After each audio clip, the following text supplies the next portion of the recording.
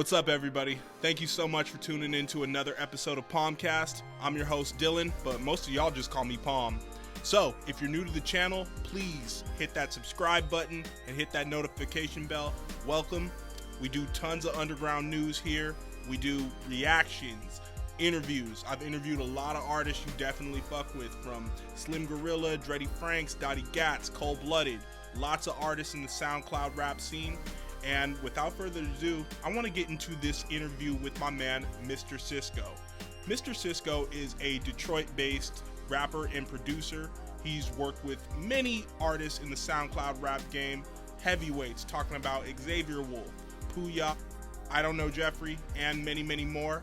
It was a pleasure to have Mr. Sisco on here to see how his journey in his 10-year in the rap game developed, to hear about what he's doing working with Schemaposse, which, shout out to Schemaposse, go check out their new mixtape, The New Age. You can find that on all streaming platforms, but if you really want to learn more about it in depth, go to the link in my bio, or should I say the link in the description, prettyawesomelitmusic.com, tap in there.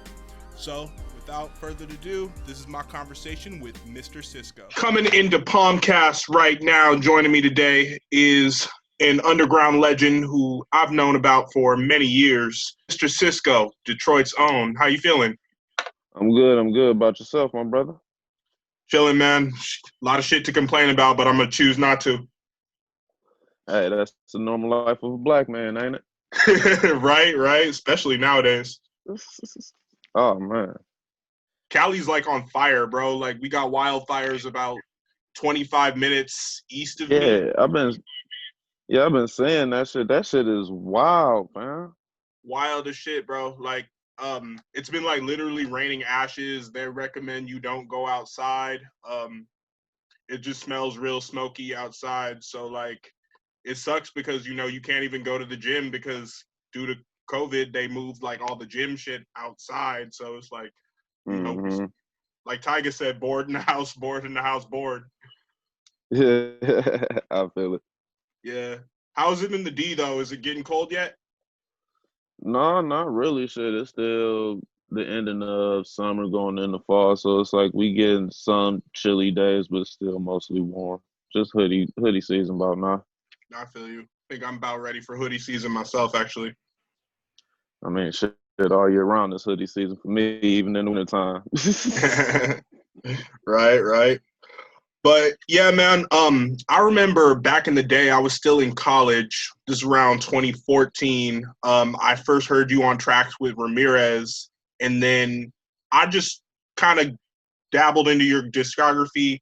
And I know you've produced for a lot of heavyweights in the underground rap and SoundCloud rap realm, like Wolf and Puya. But I wanted to know how you first got into rapping and producing yourself. Honestly, I gotta give thanks to my pops first of all, because like when I was like a little baby, he used to sit me on his lap and like had me work his CD turntables and shit. So actually started off as a DJ.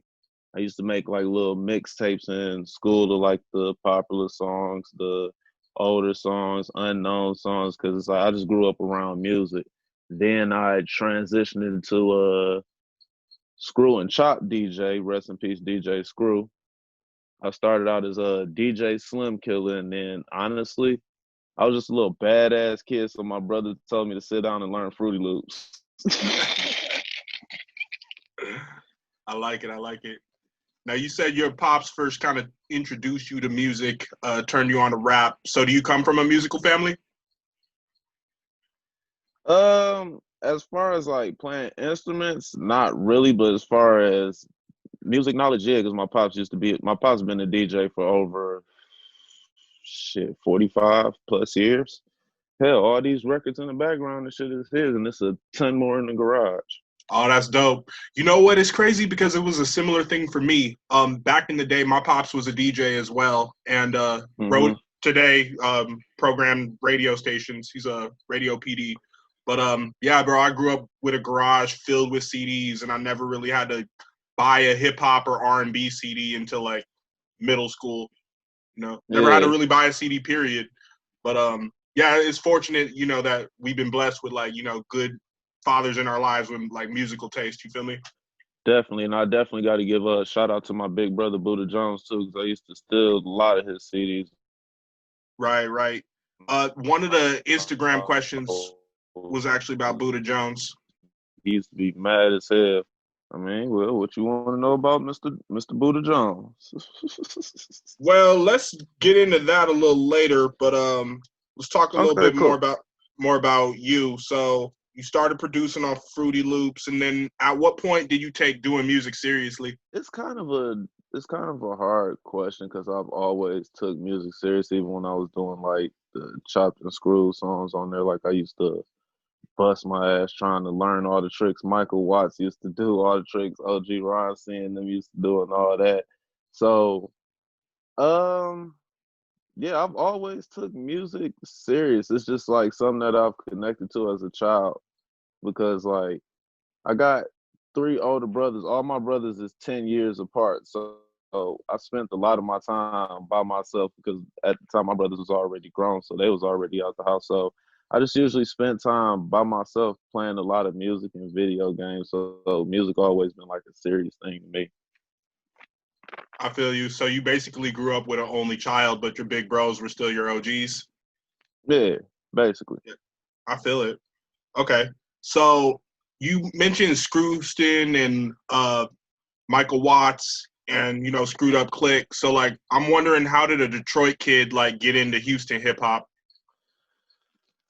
The first video I ever saw was this video of OG Ron C like scratching on some turntables, and I was like, "What the fuck is this?" And then it just led me down a rabbit hole because I learned about Swisher House. But then come to find out, a lot of the artists that I grew up listening to, like Lil Flip, Big Mo, and all of that, from Buddha Jones playing it, they was in SUC. So that led me to go look up SUC and learn about DJ Screw, the whole history, and all of that shit. So honestly, my brother is the reason why DJ Screw music, because he used, like I said, he used a lot of the he used to have like little mixes of screwed up songs, just like a whole bunch of different songs, and I just always used to steal his CDs and play that shit. And then like I said, I got on YouTube, started searching shit, and then just went down a rabbit hole from there. I feel you. I see it. Big Mo is definitely one of my favorites. That City of Syrup definitely holds a place in my heart as like one of my favorite albums.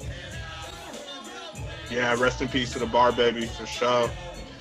So you talked a little bit about rappers and producers who inspired you. Outside of the Houston scene, is there anybody else who's like noteworthy? A lot, honestly, but I say the most out of everything has been 3 6 Mafia and the whole Memphis culture.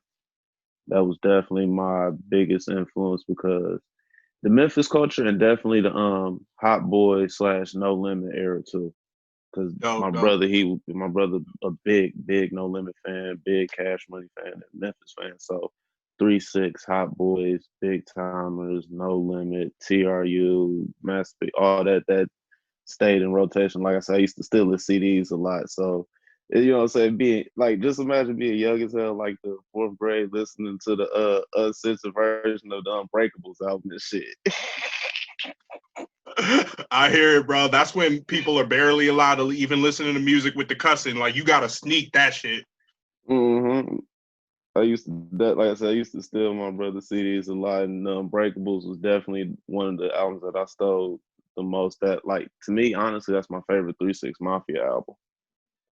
No doubt. All right, so as you got more serious with the music, I went back on your IG and saw from a couple of years ago you playing a show. I think it was in your home city, Detroit. So have you been able Mm-hmm. to play a lot, or I'm talking prior to COVID, but like, have you been able to do a lot of shows? Yeah, I've done a good amount of shows because it's usually my homies from the Murder House group that throw the shows and like throw like fuck cancer events and then little Halloween events and all that, and they'll always hit me up to come through perform. I'll perform. Then when Jay Green and Kold-Blooded came to town on the Doubt Me Now tours 2 and 3, I performed with them also. Then I had actually did a show with Dylan Ross and Def Plus before too. I'm like Ohio, so it's like I do shows. You just got to hit me up. It's not nothing. It's like I honestly spend more time just sitting down, making beats, writing, and all that stuff. But I will perform. You know what I'm saying? If the homies call me out, something like that. Right, right. I feel you. So speaking of Jay Green and Kold-Blooded, shout out to both of them first of all. But I wanted to know how you got involved with Schemaposse. Kold-Blooded. Man, like me and Kold-Blooded relationship started because he hit me up to buy some exclusive, like buy some custom beats, and those was the beats that you heard on the Tsukiyomi album. He had hit me up to you know what I'm saying, do some customs, and then that was the only person at the time who really challenged me to step outside of my normal box and actually bring something different. So due to that, it's like, you know what? I'm gonna keep fucking with this guy because I like it when folks challenge me. And me and KB, we just been rocking ever since. And then when he got in Schemaposse, he was like, "Yo, would you be interested? I could talk to Jay for you, et cetera, et cetera." And then it went from there. I like it, bro. Kold-Blooded has always been a solid dude. I've known him and Jay Green for a few years now. I first And started I like, love Kold-Blooded. yeah, I started coming around them in 2016. I would see them at like Peep shows, Rest in Peace, and Chris Travis shows. So Mm-hmm. it's been quite a wild ride, you know, and there's been a lot of turmoil in our underground rap circles. Speaking of which, there's this Definitely. drama that broke last week involving 3-6 Mafia suing Suicide Boys for 6.4 million, and they want their royalties for those samples. But you kind of had more of a personal bone to pick with the boys. Um, Mm-hmm. Speaking on how they kind of talked down on Schemaposse. Do you want to shed any light on that? I mean, how deep you want to get into it? Well, it's just I want to know what your thoughts are, because basically, like, what did you know? You had worked with Schema for a while. Schema was tight with Suicide Boys, and I guess they downplayed Jay in their Complex interview. And you've been pretty vocal about it on Twitter, so I just kind of wanted to know how you were feeling about that. Basically, it really started like this as far as my involvement. Scrim always used to hit me up constantly, you know what I'm saying? Hey man, I need some drums. I need some drums. Da, da, da. We got to work together. Da, da, da. So we had did a beat collab, and I sent them some of my drums from there. And then I'm like, hey, you know what I'm saying? Let's get some more work in. At the time, they was working on, I forgot the name of the tape, but it was the tape with the Jay Green produced track "Let 'Em Burn" on it. Whichever tape that was, they was working on that tape, and I was trying to get me and Scrim collab on there. But you know, he started giving me the run around like, oh yeah, it didn't fit with the project right now, but we're gonna move it over here and da da da da da. Okay, cool, whatever.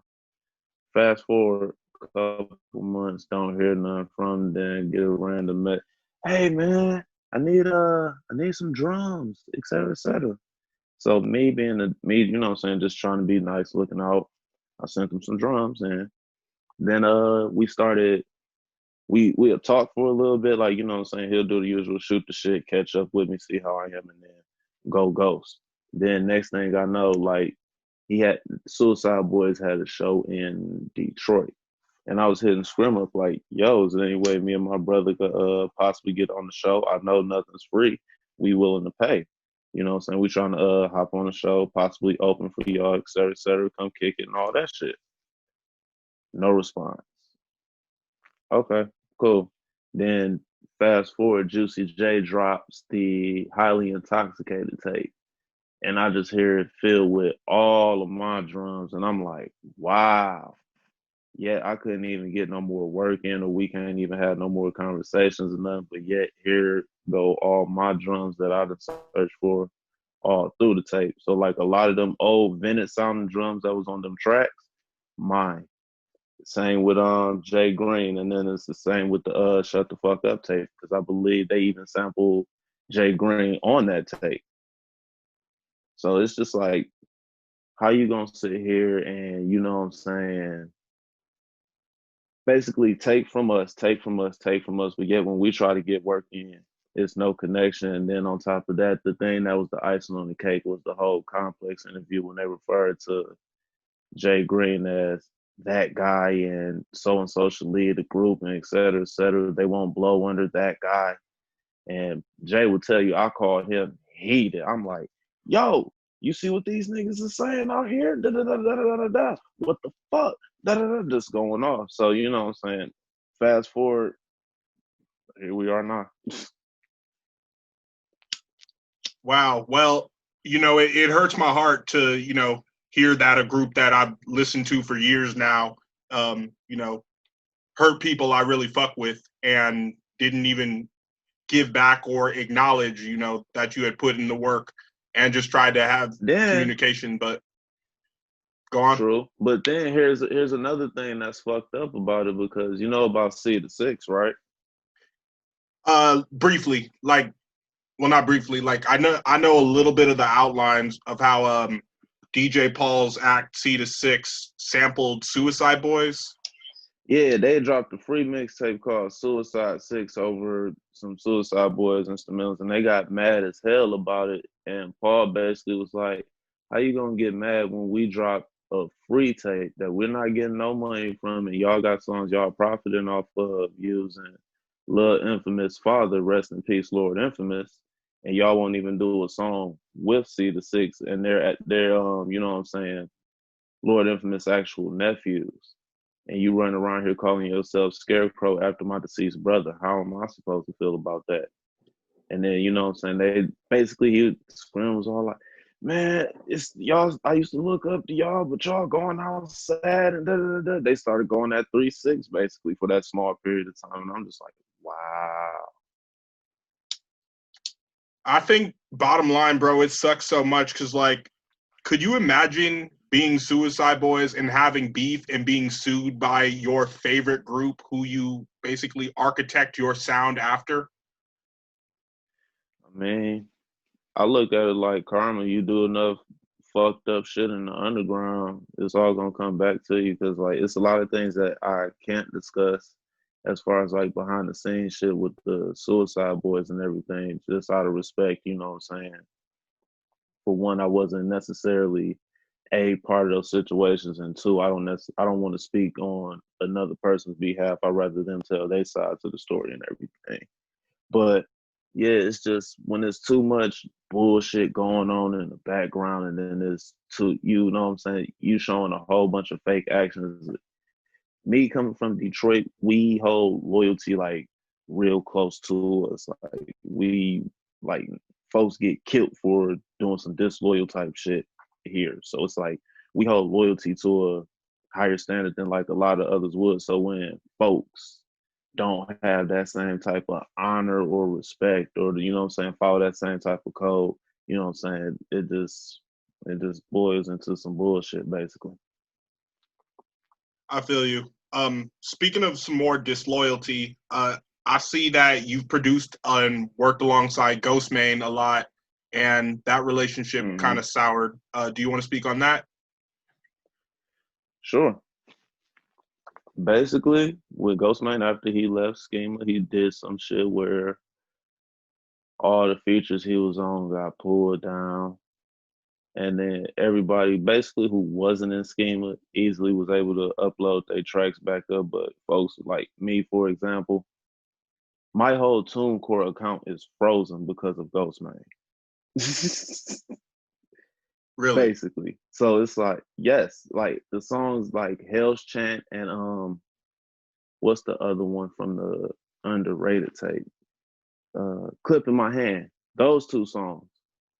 Basically, he got them pulled down and talked to TuneCore. His lawyers talked to TuneCore, whatever. But basically, I owe him $3,400 for his contribution on it, and they froze my TuneCore account until it reaches that amount and send it to him. So I'm like, I think that's, pretty fucked up because here you are just, an independent artist with no label backing. And here he is with, a label and all the bells and whistles and the machine behind him. And then, it's not that he needs the money. I feel like could it be like he's trying to keep you down so you don't end up producing or working with more artists of that caliber? No, he's just trying to distance himself from Schema. That's all that is. Because if you notice, he don't mention none of his older work. He don't share none of his older work. He don't thank Jay Green for helping him get exposure. None of that. So he more so really is just trying to distance himself from us. That's one of the main reasons why I wasn't able to get the songs put back up on streaming services and shit. Let me ask you this: through the split ups with Suicide Boys and Ghostemane distancing themselves from Schema, how much of this do you feel is about race? Honestly, my honest opinion, and me and Jay debate this a lot, honestly. I feel that a lot of folks that's not from our culture come profit off of our culture and don't want to, help the culture that they profited off of. That's more so how I really feel about that. And that really go for any type of race, really. If you was a pop R Miley Cyrus, for example, pop Right. R&B singer, next thing you know, you come over, oh, I'm twerking in the club, ratchet. The next thing you know, oh, rap music is bad and all that stuff is bad and da da da da. And you back to the whole country pop lane and shit. It's like you just basically came in, used our culture, got the exposure you needed, and then dipped off, and then don't want to help the folks. You don't necessarily help the folks that helped you get to that exposure. I completely That's agree, more bro. so how I really feel about it.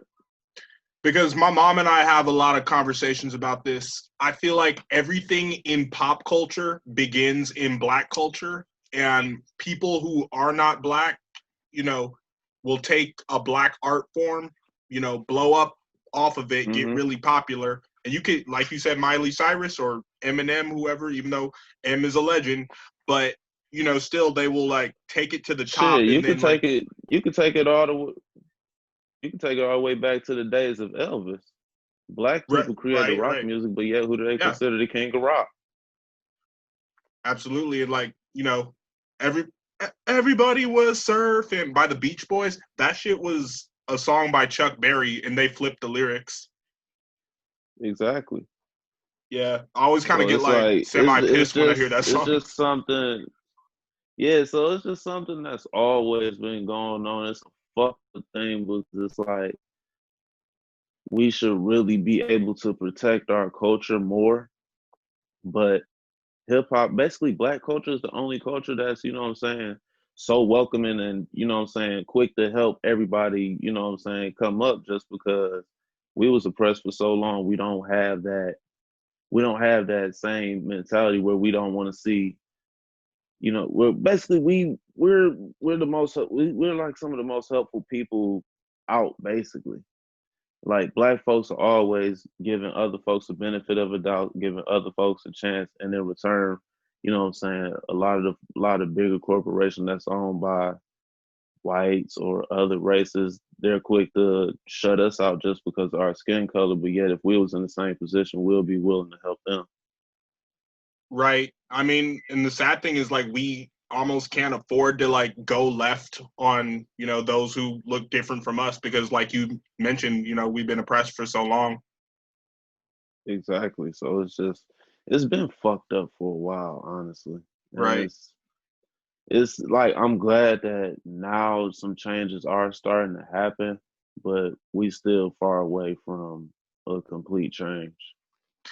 Yeah, and I think the one solution could be for us to just own more companies and own more rights to shit. Like if you're a musician, own your publishing, have your own Ownership. distribution company, and props to Jay-Z for he's no longer the owner of Tidal, I believe. I don't know the full situation. But props to him for starting a streaming company. And even with Palm, I want to have my own media company to shine talent, shine a spotlight on talent that I see, and Exactly. I don't even see myself in the future selling Palm, because I still want full creative control, and I don't want anybody to have like an outside influence on what we It's do. the same. It's the same battle Joe Budden fighting with Spotify. The exact same fight, because I'm honestly like a real big fan of Joe Budden in general, from the podcast and even his music. Like, what I'm saying? Of course everybody say the pump it up jokes and everything, but when you really go through a lot of Joe Budden discography, it's not really many hip hop artists that was as open about his life as he was. And that's like some shit like it took me getting older to respect. And then, like I say, watching Joe with the whole fight with Spotify and how Spotify basically wanted to try to own his back catalog of the podcast and insert ads whenever and shit like that, and then want a percentage of his other businesses here and all that shit. It's just like, no, this is all me. I own all of this. I have the leverage. We finna play this by my rules. If not, I'm going over here with it. Right. And to me, I've never really cared for Joe Budden too much, but Mm-hmm. I definitely respect him for being an entrepreneur and finding his lane from being a rap artist to a media personality and a podcast host. Mm-hmm. I feel like some of his opinions can be a little dated, because the old school New York hip hop cats I don't really see as in tune with rap music today, just because it's ever so always changing. I will honestly just say, if folks listen to the Joe Budden podcast more, they will understand that the the perception of Joe Budden is not what they think. Joe, he actually fucks with a lot of the newer music. He just more so listens to R&B more. But he definitely, what I'm saying, he be tapped in with the newer culture. Like, for example, with the pull-ups. Like, he did pull-ups with like Rick Ross, Lil Baby, Wale, what I'm saying? Even though Wale is like around the same age as him, but what I'm saying, he definitely, what I'm saying, he fucks with the younger generation. It's just what people know him for is just his outlandish takes on the younger generation. So that's just really what it is. Yeah, you're right. What people know him for is like kind of being the old man, you kids get off my lawn thing. But Being the an truth is, asshole. he's probably a little, being an asshole, because that's what draws people to the personality. But truth is, he's probably more open minded than you think. Very. Like Joe Budden, he definitely like I say, when you listen to his podcast, he does a lot for creators. Like he fights a lot for the creators to be able to freely express themselves, for them to own their shit. And he, what I'm saying, he gets into that a lot. It's basically like his podcast is just his homies coming around having conversations about current events, and just, what I'm saying, like how you would be with your homies just kicking. That's really why I like the podcast a lot. And then, like I say, when you listen to it, he actually be dropping gems, and he tells you how he, what I'm saying, always fight for the creator, always fight for, what I'm saying, us basically. What I'm saying, the folks like you, the folks like I, who want to own their own shit and be able to use that as leverage, and use that to partner with these folks out here to get to the next level, instead of us selling our shit off to be able to get to that next level. Yeah, I think that podcasting has opened up such a lane that people really value, because I feel like people aren't, it kind of had the place of talk radio prior to Mm-hmm. that, but now that, like, any person or any like group of friends can just record a conversation in their basement, it's just opened Yeah. up like a whole new like media platform, like for just people to put ideas out. Yeah, and then like I said, that's why I find, what I'm saying, shit like yours dope as fuck, because here you are, an independent black man doing it yourself. And what I'm saying, you building your own company to bring shine to artists that you like. And then another thing I like about you is that you give your honest opinion on shit. Because, you know, it'd be folks who just try to savor their little connections that they got, so they tend to not tell the truth. But you be, from what I've watched from you, you're very honest with your opinions and everything, and I respect that about you. Hey, man, I appreciate that so much, bro. Like, I'm really trying, man. It's been over 5 years. Really, this is the one thing in life, like, I hung true with. Like, you know, karate, I got up to second-degree brown and then stopped. Piano lessons, I stopped after 14, 15. You know, so this is, like, the one thing I Man, really, like, listen, hung true with. don't feel bad. I had took a piano class in college. By week 3, they wanted me playing with both hands. I'm like, oh no, I'm not gonna be able to do this. I'm out. But bro, I've been as far as producing and rapping, I've been doing this almost about 10 years actively now. So it's like I understand what you're saying. Like around 2021, 2022 will mark the 10-year mark of the shit of how long I've been doing it. So I definitely feel what you say as far as like the fight and everything. Everything's Right, in the right. garage. No, it really is. It's really a slow grind. You got to put in that work to get out what you want, what you want to see. Exactly. No doubt. So let's see. We talked about some drama in the game. You mentioned you're a gamer. So like, what video games are you into? I am a casual gamer because you know them Oh folks yeah, take yeah, that shit serious. yeah. They'll get on gas. Casual I'm a gamer. Yeah. casual gamer, but If you don't I stream or play. play competitively. Yeah, I am Yeah. a casual gamer, but I play 2K, Dragon Ball Fighters. Honestly, I've the last series that I've sat down and played. I played the whole Yakuza series from 0 to 6. I'm waiting to get 7. I fucking love that game series. It's one of the most underrated game series ever. That shit is fucking awesome. That shit has scenes in there that make you cry and all that shit, man. It's like a game where you really become invested with the character. It's basically like, you ever played Shenmue? Nah, bro. You have PS4, right? Yeah. Yeah, I got Switch and Xbox One, so a lot of the stuff like Uh, you're gonna talk about, like I haven't even that samurai game looks so lit though. Like, damn, I get a PlayStation just for that. Ghost of Tsushima. Yeah, Ghost of Tsushima. Yeah, I actually just got my brother that shit a couple weeks ago. That game is fucking beautiful. Yeah, is it like Like, Red Dead bro, Redemption but samurai? basically what my brother say, it's like if anyone played the PS3 and PS2 series called Way of the Samurai, it's close to that. I see. But as far as like games that I play often lately, I just been playing the new 2K. I like that a lot. But I play fighters. I play almost anything. Me and my brother, we ran through Borderlands. I didn't play. Well, honestly, I done burnt myself out of Call of Duty. I used to be crazy with that shit back in PS3, the first Black Ops days. Oh my goodness. I see you, man. People get on here and I ask them what games they're into. A lot of the time, Call of Duty comes up. I'm like, bro, I haven't played a Modern Warfare since the first one, or any Only COD since play the first Call of Modern Warfare.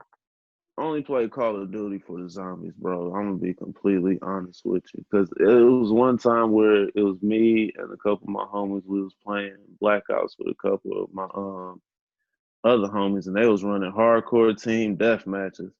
Bro, we ran that shit for almost 8 damn hours. By the time we hopped off, it was like almost 6 in the morning. I'm like, bro, I do not want to play that shit ever again. Call of Duty burnt you out.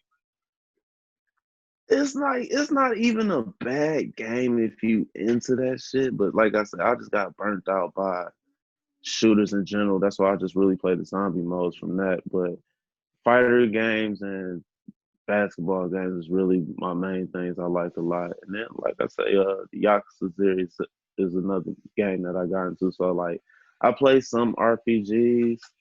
I got a shit ton of games, so it's just hard for me to think of them all offhand and shit. I feel you. Well, to flip it back to music, the Detroit sound has kind of elevated in the past couple of years with artists like T Grizzly coming out of the city, and then there's been a lot more names like Grigo and Bino and Shitty Boys, who you put me onto, and the list kind of goes on. But I see you as kind of like a little more different than that, because you kind of fall into a different lane or a different category than them. Can you speak on how, like, what the Detroit scene means to you and like where you fit in it? What the Detroit scene means to me and where I fit in it. Honestly, I'm still trying to fit into the Detroit scene, to be honest with you, because when you think about it, I came in doing a lot of Southern sounding music. I didn't really embrace a lot of the home sound because I used to get frustrated a lot because I used to try to put on for the home team and nobody from the home used to support me. But I started getting back into it, like honestly, like you say, with TJX6 and all of that. It's just something about how Detroit folks do not give a flying fuck and will tell you how to get some money. And then it's just them beats. It's like they hyper, but some of them have that darker tone about it. So it's like I was able to find the perfect blend of like what I normally do and able to bring the Detroit sound and mix it with it. So it's like, honestly, I gotta say the Detroit scene opened my mind up a lot more to different production. It honestly challenged me more as a producer, because one thing that I will give a lot of Detroit producers credit for is they will replay the fuck out of some shit. They will replay some samples. And so it'll force me to go in and actually, learn how to actually replay some shit. So so honestly, Detroit culture means a lot to me. It just took me a long time to open up to it, just because I used to be one of them angry folks like, why my city don't fuck with me? But now it's like, I don't care now. And when I stopped caring, that's when a lot of things started, taking off and started doing better for me and shit, honestly. I feel you. Yeah. Kind of when you like release the caring, it's like a weight off your shoulders. Start looking at stuff differently. Yeah. When I was in high school, we're around the same age, right? I'll be 28 next month. And you're 26. 26, for sure. When I was in high school, I kind of got into a little psychopathic records phase. And, most of them are from Detroit, like Clown Posse, Blaze, Twisted. And then I started getting into like middle school listening to that shit. Yeah, so imagine how fucked up I was. Yeah, bro. I was kind of wondering if like those older Detroit cats, like, going back to their influences, like Awesome Dre, like if any of those you ever studied. Number one Detroit influence next to Jay Dilla is Esham.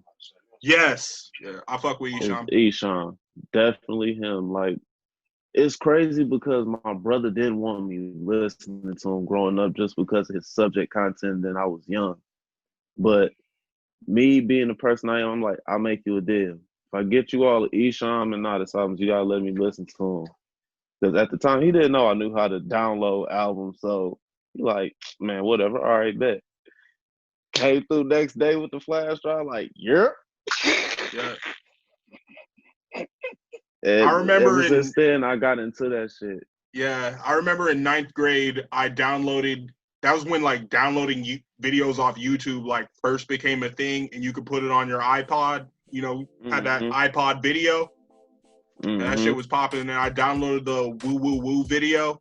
I'm like, damn, This is a hit. Like, classic, bro. Yeah, Woo Woo Woo is definitely a classic. I love that song. The whole Repentance album that's from is a good album too. But my favorite Esham album of all time got to be Dead Flowers. Because Dead Flowers, okay. I'll Dead check that Flowers out. at that time, Dead Flowers at that time is exactly what Detroit sounded like. Like dark as fuck, but smooth as hell. And you know what I'm saying? We still had our party tracks, but we just grimy as fuck, but have some of the smoothest production. And like I said, Dead Flowers is definitely my favorite, hands down, Esham album of all time. Like I could play that shit front to back any day. I find it so polarizing that, like, you know, on one side of Detroit, you got like Esham and Eminem, and then on another side you got Jay Dilla, who's like, you know, one of the smoothest producers to ever, you know, do it. Like, what do you think Hmm about that? I mean, long live Jay Dilla, man. Detroit love donuts. that's Yes, pretty sir. much what I have to say with that, because you have to look at it like this. Jay Dilla was self-taught. All that shit that everybody heard, he learned that shit himself. And to be able to take something old like sample chopping and be able to craft it into something new and a whole new vibe the way that he did, it's hands down, it's fucking amazing. Right, right. It is. Um, so let's talk about Base Mafia, your project with Kold-Blooded, and well, I'm gonna let you speak on it, bro. What is Base Mafia all about? Bass Mafia is a collective of four artists. It's myself, Buddha Jones. We basically started it all together.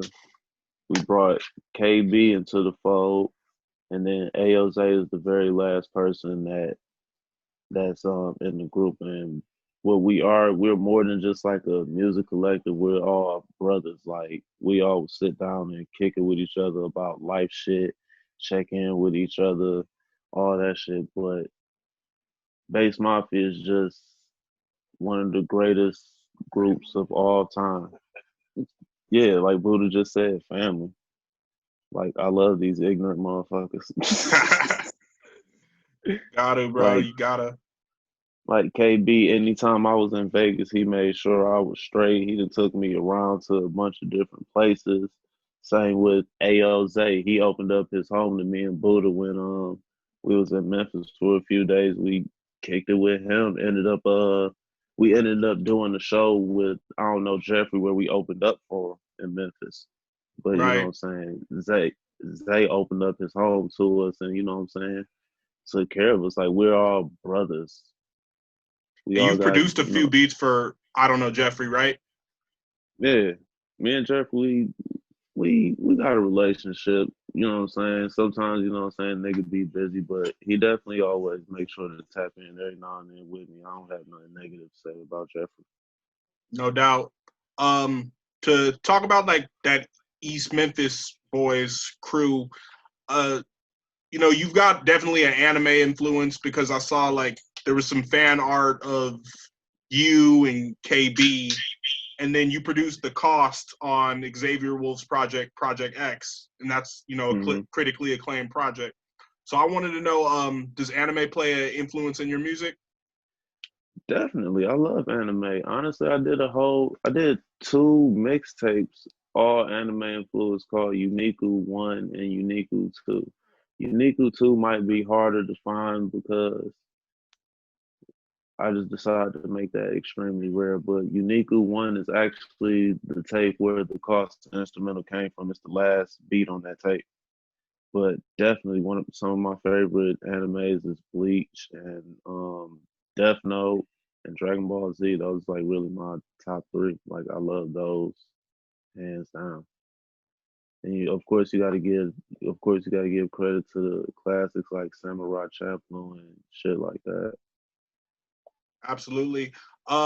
An idea I really want to start working on is doing this article and eventually try to make it a documentary called Anime and Hip Hop, a Love Story.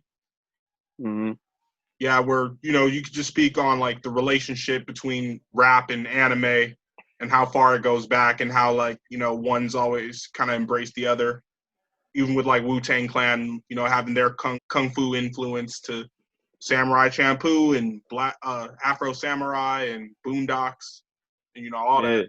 Honestly, like even though I haven't completed the series, but Naruto is another influential anime because just for example, my profile picture on Twitter is a hand drawn version of me as Kakashi. And it fits because Kakashi was, you know what I'm saying, basically like the master of a lot of styles and taught everyone, like a lot of the folks that came under him got something from him basically. And that's how I look. Like honestly, I look, you know what I'm saying, I draw comparisons to artists, like not artists, to characters that I relate to, that I see myself in. Like I seen myself in him, and Buddha seen himself in Obito, and KB see himself as Itachi. So we all found that common ground, and we was able to, you know what I'm saying. Basically, when you look at how those characters are, you understand a lot how we are. Okay. I've said on this podcast many times before, it's been tough for me getting into anime, but recently I found a few that I like. I got a lot more catching up to do to get up with you guys, but Oh, don't I'm dabbling. listen. KB and my brother is hands down the anime guys. I'm still catching up to the shit that they putting me hip to from 10, 15 years ago and shit. I am not no high tier anime guy. Like I know a lot of the surface level shit, and then it's a couple things that I've seen here and there that I've liked. But Buddha and KB is who you would talk to the most if you want to know about a whole bunch of different animes that'd be dope as fuck.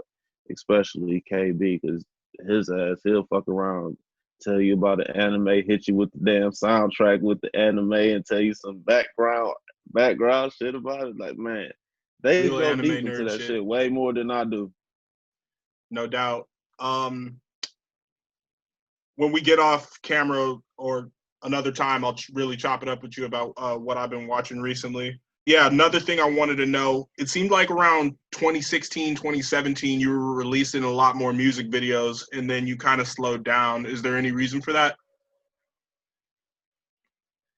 Life, honestly, during the after 2017, because that's when I released the "Fuck Everything" tape. I was in a relationship, and I tried to, you know what I'm saying, get a relationship shit to go, and tried to, you know what I'm saying, fix everything that was wrong. At the end of the day, shit just really didn't work out, and I kind of burnt myself from taking that break, trying to focus on that instead of trying to find a balance between the two. But a lot of life shit, because like I said, I was going through with relationship shit, job shit. I got fired from Target.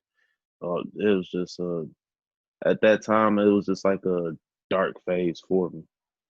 And then I Mm. really just like slowly started coming out of it when I started releasing more in 2019, when I started releasing the Sco season one and et cetera, et cetera. But the 2018, like yeah, that's like really the reason why I slowed down. Like 2018, it's just something like that. It's just dealing with a lot of personal life shit. I feel you, bro. It sounds like you pretty much learned from all of it, though. Oh yeah, I've learned a whole lot. It's man, you can't trust these bitches too much, man. I learned a whole lot from that shit. Cause like I say, it was like everything came down crashing at once. So it was like when I was at my lowest point, that's when I found out the shit with my girl, and then we broke up. Then about a month later, I ended up getting fired from Target. Flip out on them on some fuck all y'all type shit. It was difficult as hell for me to get another job, so I had to go start trapping for a minute. It was just a dark phase. Mm. Are you doing, on top of doing music, are you working right now? Yeah, I actually work at Whole Foods right now on the overnight shift. That healthy boy shit. Hey man, 16 hour shit. Yeah. Whole Foods, whole paycheck. Yeah, way better than Yeah. like I love working there just for the simple fact they treat me with respect there. That was just one Yeah. thing that I used to try to fight for so much at Target, and why we always butted heads crazy. Like I said, I wish I would have had it on video, but when I went out, it was just on some fuck all of y'all shit. I ain't never fucking like you. Why the fuck is you talking to me? Just went ballistic. Damn. And you said you went to college for a little bit. Yep. Did you Went to finish? college straight out of high school. No, I did not No. finish. Yeah, I feel you. It's not for Because everybody, bro. what it was, every time I would find something that I liked, some bullshit would come along. Like Yeah. when, like the first college that I went into out of high school, it was I think it was called IADT, and I tried to get into the surprisingly, I tried to get into the radio broadcasting Mm. there and shit. And then they ended up putting me in the art class and all this other shit. I'm like, bro, I told y'all when y'all interviewed me, I can't draw. Why are you putting me in the art class? Like, I said, I want to do the radio broadcast, but fuck. And then that school ended up closing. And I went to Henry Ford. I got into at the time when I was getting into like the Pro Tools classes and the music classes, they was just considering them electives. So honestly, I did a few years of electives and not even nothing towards a degree or some shit. Because I was thinking, oh, go to college, you could take classes that you're interested in, do that enough times, you get a degree. Hell no. What I'd recommend is that, college definitely isn't for everybody, but for, black men, it's essential. And I feel like to go to HBCU like I did was really valuable, because it gave I me a say, chance to I say, I say connect with our college is culture. definitely something that, you know what I'm saying, folks should at least experience. Yeah. If you finish or not, you know what I'm saying, that's on you. But yeah, it's like with college, it's something, if you finish it, you finish it, but it's something that you should definitely experience. No doubt. So we talked about pretty much everything, bro. So you got this uncut and unrated mixtape coming out next. Can you speak on that? Yeah, I had to honestly redo the whole tape just for the simple fact a lot of things that went in behind it. Like I tried to get a couple folks on it that signed to a label, and then labels came in and was like, no. If you're gonna do this, not only you gonna cut them into it, you gonna cut this into it and this into it. It's a whole bunch of shit. And I just got to a point, you know what? Fuck it. I'm gonna redo my whole tape and come whole new energy on that shit. But it's definitely I would say it's one of my favorite projects that I've been working on because I found the perfect balance between the shit that I do and being able to blend in the Detroit sound with it. Like I'm producing majority of it. So it's like it's gonna have a Detroit sound to it, so it's gonna be something new to my fans, so to say. But it's still gonna have some elements of the older shit, and you know what I'm saying. It's not gonna be just no sudden switch. It's something that's gonna gradually ease them into the direction I'm about to start going towards. I feel it. I feel it. Anything next on the way from Mr. Sisco? A whole lot, man. We got the Base Mafia project that's in the works. Me and KB got an EP that's in the works.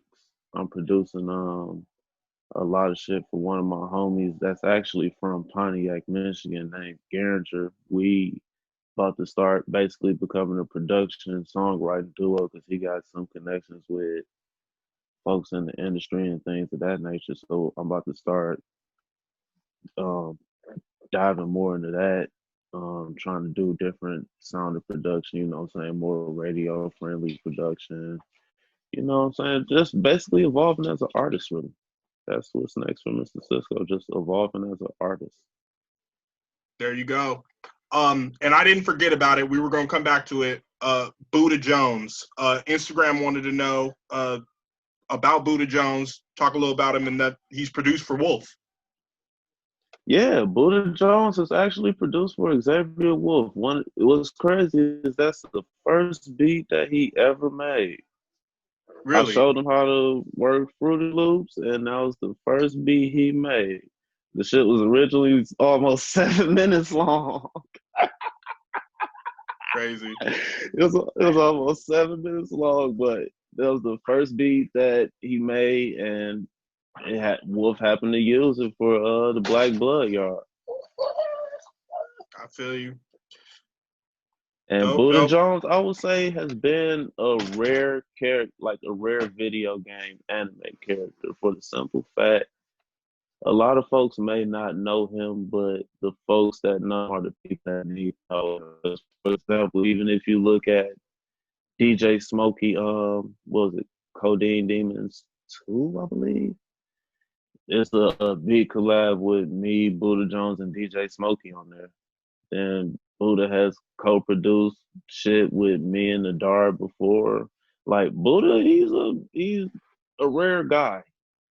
That's the best I can explain Buddha. He's a rare guy. And that's your blood brother? Yep, same mother. I see you. Okay, cool. Well, is there anything else about Mr. Sisco that you want the people to know about? Shit. Honestly, everything's been covered in the interview. I just hope that from this interview, a lot of folks could take that when I lash out on social media, it's usually a reason behind it that I'm not one of these clout chasers. I'm not trying to get my numbers up from trying to attack folks or none of that shit. It's just I grew to the point where now I'm just gonna call out the fuck shit as I see it. And me being in a better mind frame than I am now, I'm prepared to actually, go through with it and, fight and all that shit. That like everything that comes with whatever drama or whatever, I'm ready for it. Not necessarily saying violence or nothing like that, but the backlash, the scrutiny, and all that shit. I'm ready for it. Back then, when during the period after I lost my job and everything, uh, I would have been in jail, bro. I honestly would have been in jail. Like Jay Green had to talk me out of doing some shit before. It was I was in that dark of a space, bro. It was gonna be bad for some folks. But Well, now that I'm in a better headspace, I can handle this a much better way. well, thank God you're still here, able to tell about it, able to grow from it. Yeah, man. It's like I said, I just wish I could divulge a lot of information, but it's not my place to. But it's like the rivals track is the reason why all that shit happened. Like that was all built up shit from behind the scenes for so long, and me and KB just getting to a point and saying fuck it and calling it all out. Mm, crazy. Well, Mr. Sisco, thank you so much for joining me, bro. No problem, man. I really appreciate you reaching out to me for, even doing the interview. Like I said, I've been a fan of your podcast, your podcast, as you say, for a long time. Like I said, you one of the few that give your honest opinion about shit, and you're not finna hold your tongue back or nothing like that. You're not finna be a dick about it or nothing, but you're gonna be honest how you feel. And you're gonna be, you're gonna be direct with it. You're not finna sugarcoat and be like, oh, I think it's okay when you think the track is, you don't actually like the shit. I fucks with that, bro. Hell Like, yeah, keep man. I doing gotta you, keep it a bro. buck. Appreciate it. Anybody else you want to shout out or thank? Schemaposse, make sure you check the tape out. September 18th. I don't know when this is gonna be released. It might be out by then, but dropping tomorrow. New Schemaposse album, 11 cuts, all fire. You gonna hear all the new artists on there. It's gonna be crazy. You got Sempra, Coda, Siren, KB. It's a bunch of motherfuckers on that project, and it's really gonna show y'all as it's titled, the new age of scheming. We really about to kick this into a whole nother level. It's There gonna we be go. Back crazy. like they Like, never went away. oh man, this tape is actually gonna be a refresher of all of that. Like we gonna give you some of the remnants of the old shit, like for example the Posse track that was released, but the new shit that's on this project, crazy. We finna hit different genres and all that shit. This is really finna be one diverse project, bro. I love it. For sure, bro. I'm definitely gonna check that out. Man, big shout out to Jay Green. Big shout out to Kold-Blooded, Dreddy Frank, Slim Definitely. Gorilla, Dottie Oh man, Gats, Ducey Dreddy Frank. Guevara, Aleman. Definitely, man. Dreddy Franks is one of the most talented motherfucking So producers out here. cold. Oh my So cold. god. Funny ass dude, That too. that nigga Character. melodies just be like, bruh, why aren't you famous? Yes, bro. I'm telling you, bro, when I think niggas should be up there with like Spitta, Larry June, like Cardo. Like, he's getting there. He on his way. All it takes is one of them hearing one of them beats and they gonna tap in. Yeah. They gonna tap in because his sound is undeniable, and then all of that shit is all original too. That's what's mind blowing about that shit. Like shit, I even try to study some of Dre Frank's production, not necessarily copy him or something, nothing like that, but more so study that G Funk sound and try to get that sound more authentic, like how his is. It's Dre Franks is a fucking talented guy, man. He's a beast. All right. Well, let the people know where they can stream your music and follow you, Mr. Sisco. Hey, Mr. Sisco on all streaming services. You can follow me on Instagram at black_Moses, BLVCK_Moses. You can find me on Twitter at fuckthis, FVCK_this. And yeah, just a normal guy. There we have it for the everyday guys. This has been Palmcast. You can check us out at prettyawesomelitmusic.com, Instagram _PA.LM, Twitter Dylan is Palm, and SoundCloud.com/prettyawesomelitmusic. Mr. Cisco, thanks again, bro. Much love. Always, bro. Anytime. All right, peace.